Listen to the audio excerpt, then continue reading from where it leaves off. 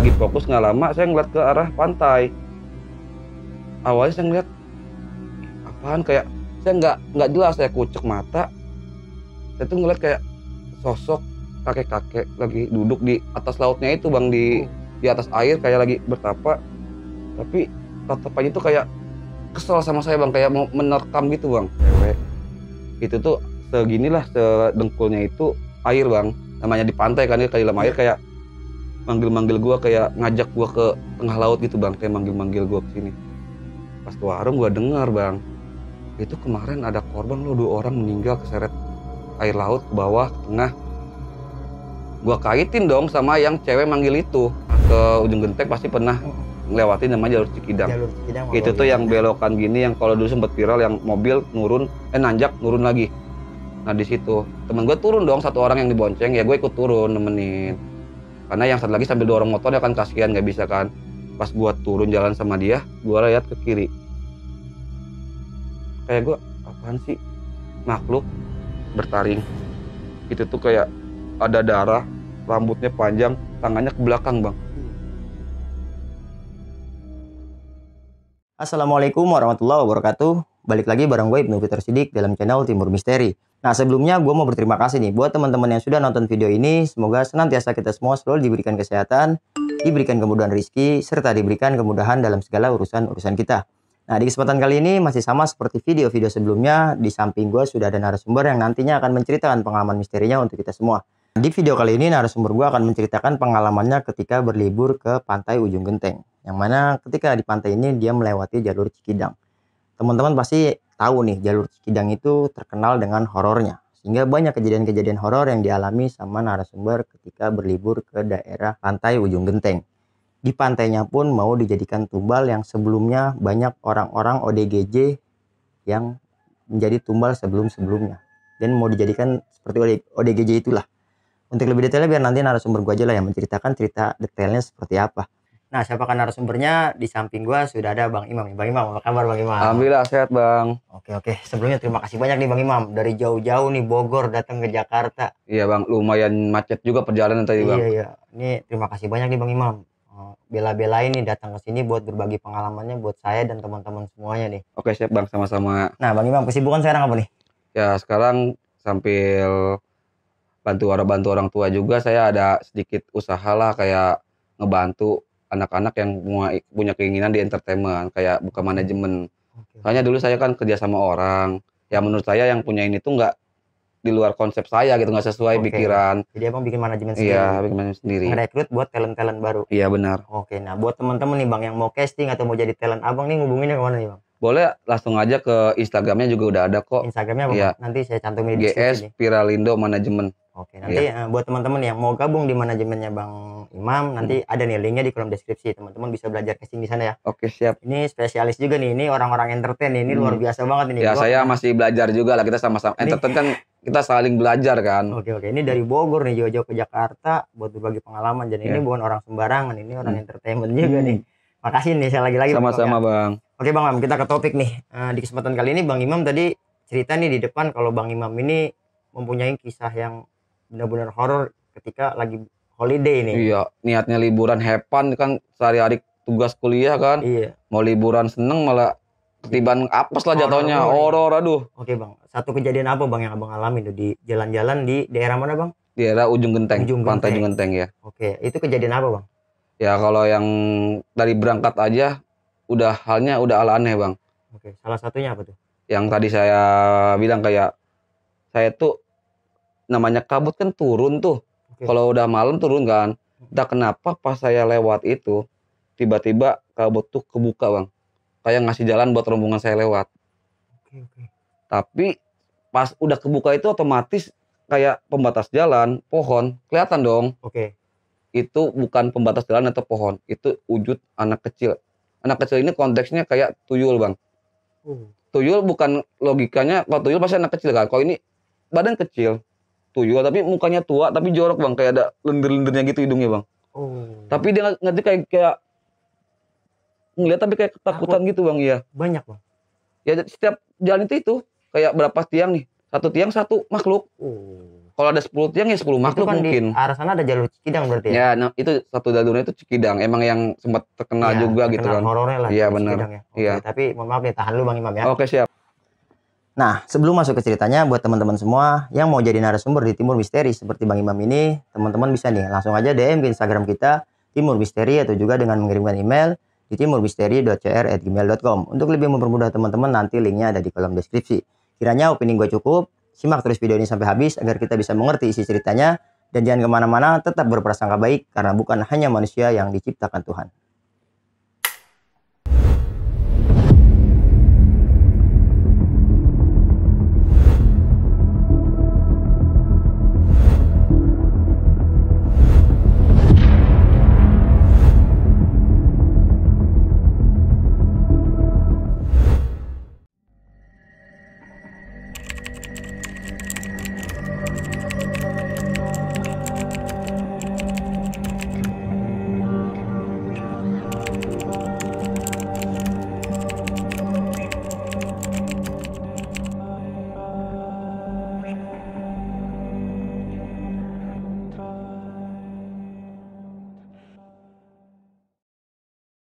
Oke, Bang Imam, ceritanya kayak gimana, Bang?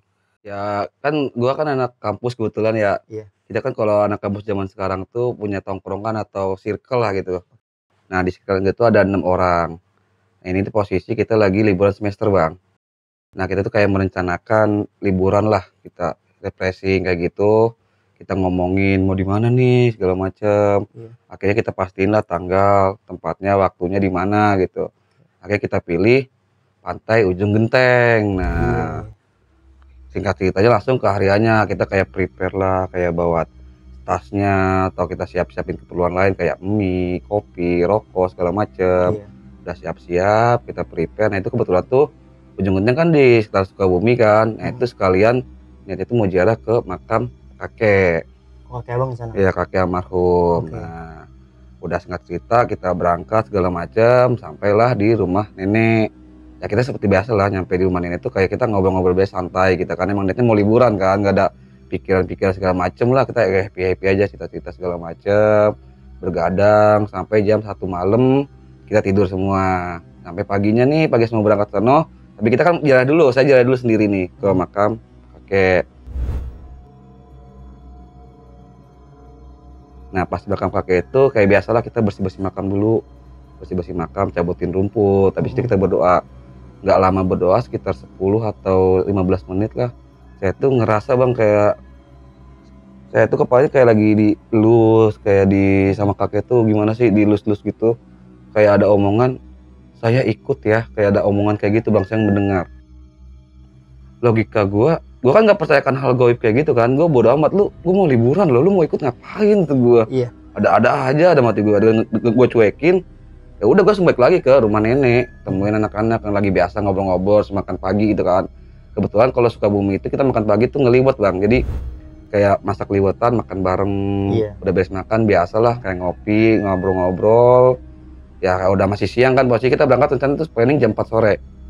Nah, kita tuh kayak udah sampai nunggu jam 4 sore itu teman ada yang tidur, saya sendiri tidur lah kebetulan. Sampailah jam 4 sore kita udah prepare, udah siap semua, kita telat berangkatlah kita ke Pantai Ujung Genteng.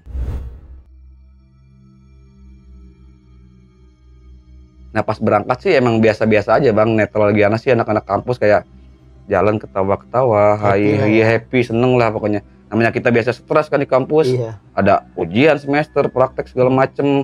Kita liburan nih, happy, ketawa-ketawa, di motor. Ada orang lewat kita bercandain segala macem. Singkat cerita nyampe lah di Pantai Ujung Genteng jam setengah 12 malam. Kayak biasalah kita kayak bangun tenda kecil kayak gitu, kita nyantai lah. Itu tuh kebetulan tenda nih ada satu, pinggirnya itu pohon.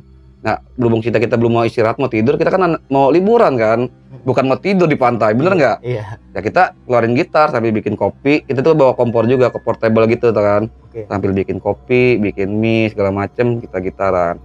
Lagi kasih kayak ngegitar, nyanyi-nyanyi. Namanya lagi fokus, nggak lama saya ngeliat ke arah pantai. Awalnya saya ngeliat, apaan, kayak saya nggak jelas, saya kucek mata. Saya tuh ngeliat kayak sosok kakek-kakek lagi duduk di atas lautnya itu, Bang, di atas air kayak lagi bertapa. Tapi tetap aja tuh kayak kesel sama saya bang, kayak mau menerkam gitu bang. Oke. Kayak lagi betapa tapi kayak maunya kesel. Tapi berhubung gua nggak percayakan hal seperti itu, karena kan gue mikirnya, lu apaan sih, lu makhluk goib, gue makhluk biasa sosial. Gue tuh kita tuh beda alam masing-masing gitu. Gue cuekin, udah gitu gue gitar-gitaran lagi santuy. Nggak lama dari atas pohon, pinggir pohon gue kan, nggak lama ada air celek.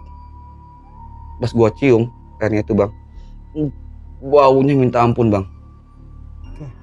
Kalau kata orang, ih lu diludahin. Pas gue liat ke atas nggak ada apa-apa bang. Tapi berhubung gue emang dasarnya cuek kan, nggak percayakan hal goib, bodo amat. Gue asik lagi gitar-gitaran, bercanda-bercanda. Hai itu udah larut lah, jam 2-an atau jam 1 malaman kan. Pas gue gitar-gitaran lagi, gue liat ke arah pantai, gue liatin apaan sih ini, nggak jelas banget.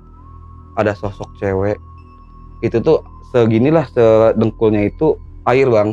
Namanya di pantai kan, kayak dalam air, kayak manggil-manggil gue, kayak ngajak gue ke tengah laut gitu bang, kayak manggil-manggil gue ke sini. Kata gue, ini mata gue kenapa? Apa emang karena gue kecapean apa gimana gitu kan? Apa gue halusinasi segala macem? Tapi gue pikir lagi, bodo amat, gue mau liburan, have fun dong di pantai. Cuek, bodo amat gue. Gitar-gitaran adalah bocah gue kan, teman kan, 2 orang istirahat tidur. Udah gue mah berempat masih gitar-gitaran sampai subuh. Gak lama kan emang kayak kita tuh kekurangan kayak sopel lah, banyak nyamuk kan. Gue ke warung lah, itu udah mulai sunset kan, ke warung.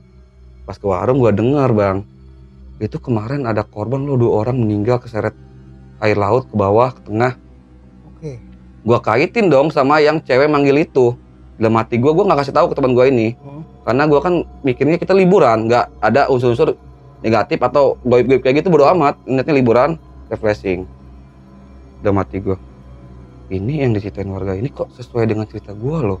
Kayak dilihatin gua tadi, gua dipanggil sosok cewek, kok sama kata gua. Iya. Apakah ini tanda kutip roh atau gentayang segala macem? Tapi belum gue mikir, bodo amat, gue niatnya kesini liburan, bodo amat, lu masing-masing, lu sama gue beda alam, gue gitu sistemnya. Gue tinggalin lah warung itu, udah beres beli segala macam, bayar, ketika gue tinggalin, gue bagi ke tenda kan, gue bangunin anak-anak, yuk bangun, kita kan ke kapatnya ngambil sunset kan, biasalah foto-foto, hebat segala macem, udah beres foto-foto, hasilnya kan bagus-bagus juga, hasil sunset kan indah banget kan bang, udah indah, udah beres dapat foto-fotonya. Kita mutusin buat mandi lah, karena emang sehari kita nggak mandi dong. Kalau nggak mandi ada cewek-cewek cakep, bau, malu dong. Kita mandi, udah lama-lama itu sekitar jam setengah 11-an lah siang atau jam 10-an. Kita mutusin kayak ngambil ikan, mancing. Tapi kita tuh mancingnya posisi masuk langsung ke laut, bukan pakai pancingan bang. Kayak kita kayak biasa di kota nggak pernah ketemu air lautan kan, seneng-seneng main air gitu kan, biasa. Udah dapat ikan segede gini lumayan bang. Udah kita lepasin lagi, emang kena hepan aja, bukan buat dibawa pulang gitu. Hepan dapat, lepas, buang. Ya emang udah lama-lama zuhur lewat waktunya, udah rencana itu sekitar jam 2-an apa jam setengah 3-an sore lah. Gue mutusin kayak istirahat di kayak gazebo, tau nggak bang? Iya.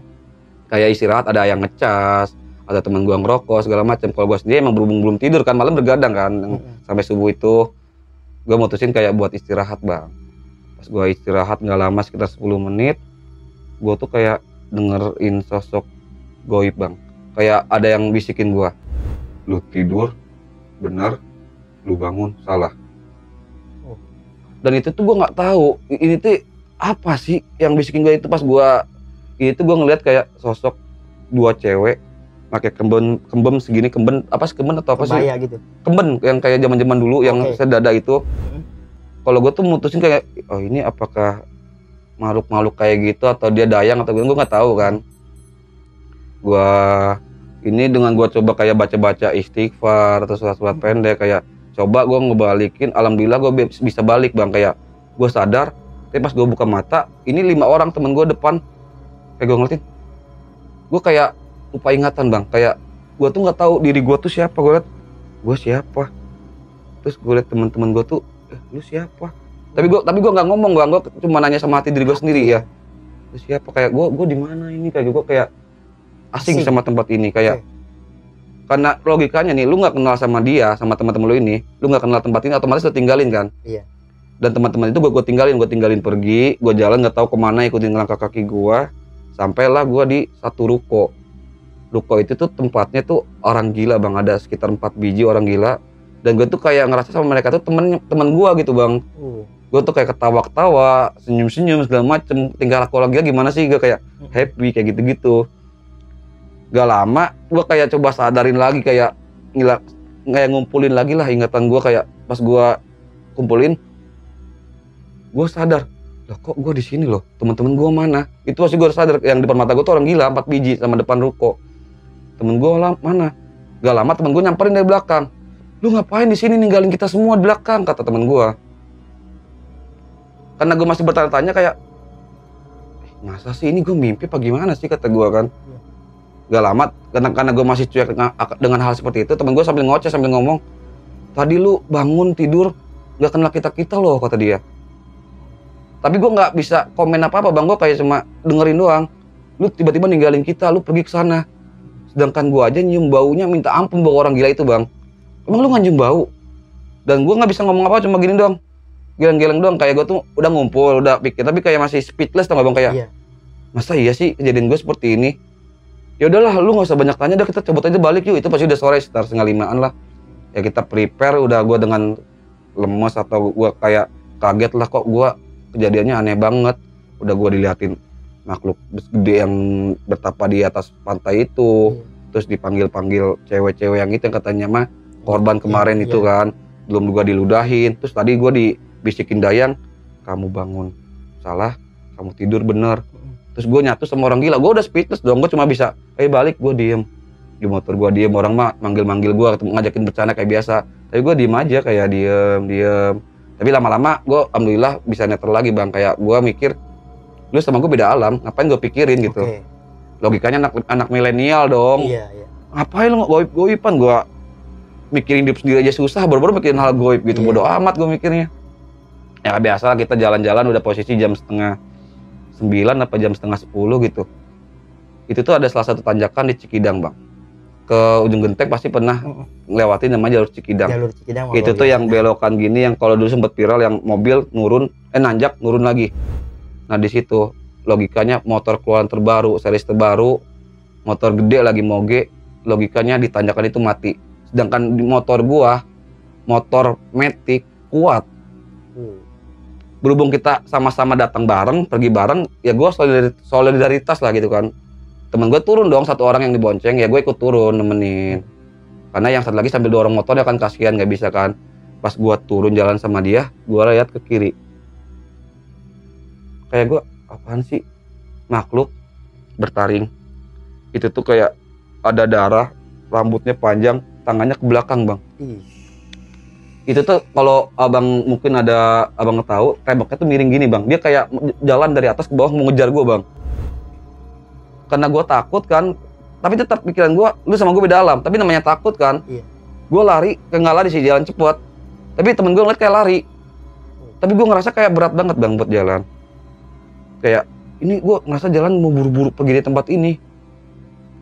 Ini kenapa sih? Emang ngerasa takut, berasanya lama apa gimana? Ketahan. Gue bodo amat lagi, mikir lagi, positif lagi. Lu sama gue beda alam, kita masing-masing.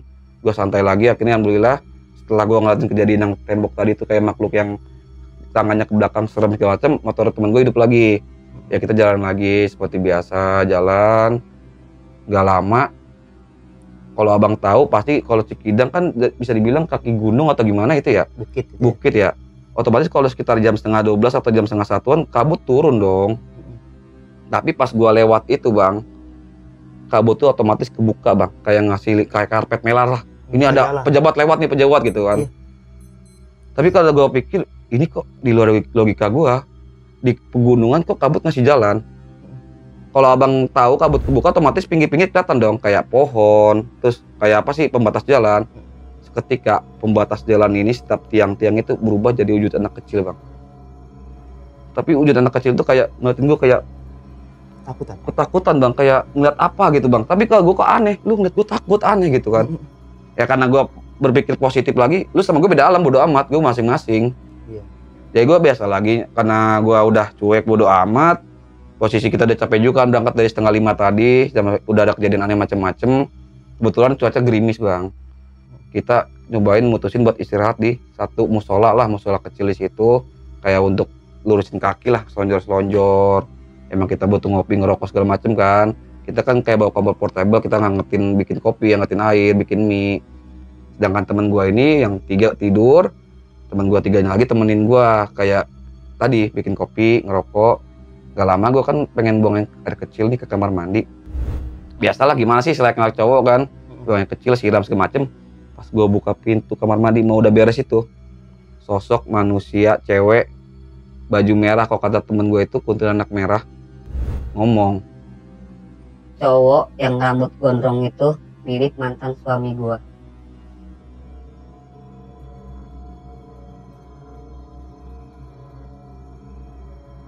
gue kaget dong, soalnya di tongkrongan gue itu ada rambut gondrong, tapi gue berusaha kayak bodo amat, lu beda alam sama gue, kita masing-masing. Gue pergi, gue tinggalin, gue satuin ketemuin lagi temen gue yang bertiga ini. Lagi kayak biasa kita ngobrol, nggak lama temen yang tidur ini bangun, manggil temen yang nggak tidur tadi, bang, tadi gue mimpi loh, ada cewek duduk di batu manggil-manggil gue, pakai baju warna merah. Karena gue udah tahu, tapi gue nggak cerita bang, gue nggak mau cerita ke teman-teman gue cukup tahu, karena gue kan bodo amat sama orang, sama kayak goib gitu bodo amat, karena gue mikir beda alam. Dalam hati gue, kok cerita dia mimpi itu sesuai dengan kenyataan gue loh. Padahal gue nggak ada basic untuk kayak goib itu, nggak tahu gue bang, gue emang natural bodo amat. Lu mau goib ganggu gue bodo amat, lu nggak ganggu gue bodo amat, masing-masing gitu. Kok ini bisa pas gitu? Ya karena gue ini udah nggak beres nih kata gue, udah kita bubar, kita udah beres-beres bersih-bersih, kita cabut lagi, kita berangkat lagi. Kebetulan cuaca udah nggak begitu hujan lagi kayak tadi, udah nggak gerimis lagi, udah biasa kita beres-beres, beresin sampah, bekas kopi, bekas mie, kita rapihin, kita berangkat lagi lah nih motor, jalan. Nggak lama, itu tuh ada yang duluan tuh, kita kan bertiga 3 motor kan, itu tuh ada beberapa lombongan atau 4 atau berapa banyak, gue nggak tahu, nggak ngitung juga. Ngedahuluin gue lah, nyalip lah kalau bahasa Sundanya mah nyalip. Nggak lama atau beda beberapa menit lah, 10-15 menit, satu orang ini kayak ketinggal, tau nggak bang? Dia ngerem dadakan di depan gua bang. Itu posisi ada kabut loh. Kalau emang posisinya bukan rombongan kita, mungkin itu udah terjadi tebakan beruntun. Pas kita tepok ini, ngapain mas di tengah jalan? Dia dengan muka pucat, tatapan kosong, nunjuk ke pinggir jalan yang ada kayak tembok, kayak tempat duduk gitu. Lihat ada nenek-nenek manggil. Otomatis kita 3 motor itu kaget dong. Sedangkan gua yang dari tadi di pantai segala macam kejadian aneh kayak dipanggil, diludahin, kok ini gua nggak ngeliat nenek-nenek, cuma orang ini yang beda rombongan gua ini ngelihat. Kok ini gua aja ditampilin wujud aneh tadi, sekarang kok nggak kelihatan si nenek-nenek ini? Gue bingung. Ya karena dia orang tepok, ya udah lu hati-hati baca doa kata temen gua kan. Oke ini jalan, udah seperti biasa jalan. Ya gua udah nyampe daerah rumah gue lah, udah beres lah perjalanan segala macem. Yang gue satu lagi yang gue anehin bang, nah ini kan logikanya udah mau sampai rumah gue kan ya bang ya, udah jalan sampai rumah gue. Logikanya dalam pikiran abang dikecilin di satu kampung, digedein di kampung itu, disekolahin, dikuliahin, otomatis abang apa kan dengan suasana sekitar kampung itu. Oke. Tapi kenapa abang ngerasa asing di kampung abang sendiri? Masuk logika abang nggak? Kita dikecilin, dilahirin di situ. Tapi kok kita datang ke kampung kita tuh kayak Asing. Saya di mana? Gue di mana? Kayak bertanya sendiri. Kok gue kayak nggak tahu daerah ini loh gitu. Tapi karena wah mungkin gue terlalu lama liburan kan. Gue 3 hari kan di pantai kan. 3 hari di pantai ya mungkin mikir wajar lah, mungkin gue capek. Ya udah gue masuk kamar, istirahat, tiduran. Namanya cowok tiduran pasti mikir dong kan, kayak ngeliat ini di mana ya? Gue ngeliatin kamar gue kayak bingung, gue ngeliatin kamar gue kayak nggak kenal tempat kamar gue bang. Logikanya lu dari kecil gede kuliah ngerjain ngapa-ngapain di kamar kan, masa lu nggak hafal? Iya. Tapi gue berusaha positive thinking, bodo amat mungkin gue capek. Ya udah gue tidur bang. Gak lama gue tidur, gue kayak mimpi ngeliat kakek-kakek kayak berjubah pakai baju serba putih, pakai udel-udel gitu bang. Udel-udel tahu kan kayak sorban kayak gitu mungkin.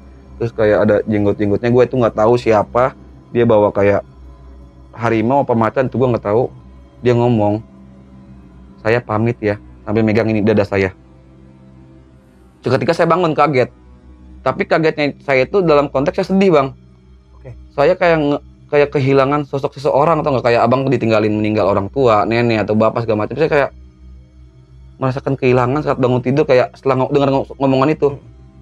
Ini ada apa sih sebenarnya dalam hati saya? Udah kemarin seharian liburan, kejadian aneh semua. Saya sempat berpikir, apakah ini ada sangkut pautnya yang di makam almarhum kakek saya itu? Oh. Soalnya kan pas di makam itu, kalau yang abang ingat tadi, kita flashback lagi, diusap-usap. Saya ikut ya, karena emang saya dasarnya orangnya bodoh amat lah gitu kan. Mungkin ini hanya halusinasi saya atau emang kebetulan jadi bodoh amat. Tapi harus gue pikir lagi di rumah, apakah ini sangkut paut? Apa emang dia udah tahu gitu gue bakal ngerasain hal-hal kayak gitu di pas liburan. Soalnya jujur, saya tuh orangnya bisa dibilang sembrono lah kalau tempat kayak ke pantai, kayak emang saya tuh cuek dengan situasi sekitar. Apa emang bisa dibilang itu kakek ini tuh ngelindungin saya, walaupun kita pegangan itu dilindungi oleh yang maha kuasa ya kan. Betul. Mungkin perantaranya si kakek ini. Terus saya nggak tahu, saya kan nggak tahu kan, maksudnya itu wujud saya kah atau siapa, saya nggak tahu kan. Itu doang yang bikin saya bingung, kenapa sangkut pautnya itu di kakek itu, saya nggak tahu siapa.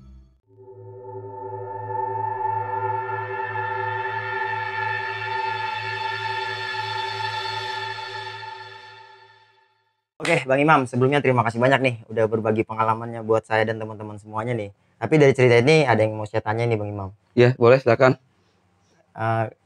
Hikmah ya atau pelajaran nih dari cerita ini, berarti secara nggak langsung nih ada sosok yang ngikutin abang ya. Iya benar. Ketika sosok itu nggak ngikutin, lebih parah kejadian dari sebelumnya mungkin ya. Mungkin kalau yang saya bilang andai kata, ya saya kan misalnya jujur ya, kalau masalah pergoiban gitu saya orangnya cukup bodoh amat gitu. Iya, cuek lah. Lu sama gue beda alam, kita masing-masing. Gue aja sendiri nggak ada expect buat kesono bang. Gue tuh kayak dilindungin atau ada di backup lah. Iya. Walaupun pelindungan itu dari yang di atas gitu kan. Andai kata gue nggak ada yang lindungin, bisa dibilang gue jadi orang kelima yang gila di situ. Oh. Yang tadi kan cuma cerita kan, ada orang gila, 4 orang gila, Di 1 ruko ruko. itu. Nah itu, gue jadi mikir, apakah orang gila ini ngerasain apa yang gue rasain loh? Kayak diliatin makhluk bertapa di pinggir pantai, Berarti kayak gitu. menurut pemikiran Bang Imam ini, orang-orang gila ini korban-korban yang merasakan sebelumnya seperti Bang Imam. Ya kemungkinan ya, kita nggak bisa Ya, naik menurut lurus. pemikiran Ya, Bang Imam lah. menurut saya pribadi mungkin sama. Oke, berarti Bang Imam ini salah satu mau dijadikan seperti itu ya. Kemungkinan ya. Oke, memang selama Bang Imam merasakan sosok aneh di sana ya, ini sebelum Bang Imam ziarah nih, maksudnya kita sampingkan dulu lah perkara si yang pendamping ini. Emang sosok-sosok ini seperti menyimpan sesuatu Bang Imam buat Bang Imam pribadi. Sosok Kayak ada yang mana? pesan dari segala sosok yang ada di sana gitu. Kalau masalah pesan sih jujur saya nggak tahu. Tapi kalau dari pribadi saya kayak ngeliat, oh mungkin saya tuh kayak kurang tata krama mungkin bang. Soalnya apa? Namanya kayak kita nih datang ke suatu tempat atau kita tuh bertamu lah, walaupun kita berlibur kan. Kayak saya datang ke rumah abang, saya nggak ada sopan santun. Abang kesel dong. Oke. Karena kan yang saya bilang tadi, saya mencuekkan atau membodoh amatkan makhluk yang sekitar. Padahal pada kasat mata sendiri nih, kita kan berdampingan hidupnya. Betul. Tapi saya bodoh amat, kayak saya yang gitar, saya enak jidat saya di pinggir pantai, tanpa menghiraukan ada beliau atau mereka-mereka itu. Oke. Jadi intinya etika, sopan santun, tata krama dan lain sebagainya nggak hanya dengan makhluk yang nyata. Iya benar. Itu sih ya. Iya tetap. Dan makhluk yang nggak nyata pun kita harus ngasih itu semua Iya, buat mereka. tetap. Oke. Jadi pelajaran juga nih buat teman-teman semuanya nih. Oke bang. Nah abang nih ziarah nih ke rumah nenek abang. Ketika pulang berarti abang nggak konsultasikan semua kejadian ini sama saudara abang? Saya emang posisinya orangnya tertutup bang. Saya tuh nggak mau sampai orang lain tuh tahu gitu bang. Oh iya, apa ya? teman abang pun ya Nggak saya kasih tahu. Iya. Karena emang cukup ini pengalaman gue loh. Ini pelajaran gue yang gue ambil. Oh gue nggak boleh kayak gini. Jadi nggak boleh sampai orang tahu gitu. Kalau andai kata orang tahu kan, setiap orang kan pola pikirnya berbeda-beda kan. Takutnya malah mikir, wah sugesti. si imam sakti kayak gini-gini. Ya, saya nggak mau. Posisinya saya nggak mau kayak gini-gini. Ya dan juga mungkin ketika kita cerita di sana mungkin membawa sugesti buat mereka bang. Nah mereka takut juga kan. Kita niat liburan, mau diteror ujung-ujungnya. Itu juga sih tujuan Bang Imam ya. Iya benar. Nggak membicarakan ini semua kepada teman-teman. Iya. Nah perihal ini bang, si Gondrong nih teman abang nih. Iya si Gondrong. Itu kan dia sempat mau dinikahin. Bukan dinikahin sih, lebih tepatnya. Nikahnya ya. Dia tuh kayak si makhluk halus yang cewek ini baju merah. Dia tuh bilang dia tuh mirip mantan suami. Mirip, iya. Kalau mantan suami logikanya pengen dibawa lagi dong. Iya. Itu. Dan nyambung nih sama. Kok bisa nyambung kayak gitu ya? Iya. Teman abang ini yang Gondrong namanya Fajri ya. Fajri ya benar. Iya, dan kemungkinan tadi juga Fajri sempat datang ke sini Bang ya. Oke. Dan nanti juga nih ada nih cerita ini dari versinya si Fajri ya. Oke, Dia siap. juga bakalan menceritakan kejadian dari versinya nih. Nanti teman-teman bisa nih tinggalin di kolom komentar buat gue berusaha ngundang Fajri lagi ke sini. Iya, Karena ini siap. juga udah subuh nih Bang. Jadi Iya. nggak bisa nih kita tag Fajri. Waktu mepet ya Bang Iya, ya. waktu mepet. Dan ini memang horor banget nih dari versinya si Fajri ini. Nah Bang Imam, mungkin terakhir nih yang saya pertanyakan. Dari si Fajri ini ya, dia tuh ada dampak nggak setelah kejadian itu sampai sekarang gitu? Yang dirasakan apa? Dia mimpi kah? Atau apalah dari kuntilanak merah ini? Kalau dari segi cerita-cerita dia sih, dia cuma cerita kayak sampai rumah, dia kayak ada di satu rumah, ada anak, ada cewek gitu, tapi dia nggak bilang mirip mukanya seperti yang di mimpi yang pertama. Dia cuma bilang kayak dia tuh kayak hidup di beda alam gitu nggak Bang? Kayak dia mimpi, tapi kayak di satu rumah kayak berumah tangga. Oh, berarti Kan dia nanya kayak gini, kan gue dipanggilnya Le kan, Le, makhluk kemarin lu tau nggak? Tapi gue nggak tahu ya itu makhluk yang kemarin mimpin gue apa kagak. Gue kok ngerasa kayak di satu rumah sama dia ya. Terus gue ada anak kecil juga. Apakah itu emang masa lalunya dia atau gimana? Gue bilang gue nggak tahu. Itu mah gue cuma menyamakannya aja kayak gitu. Iya. Itu berarti ntar si Fajri bakal cerita itu Mungkin bisa cerita ya, dari cerita. Bang Imam nih. Iya.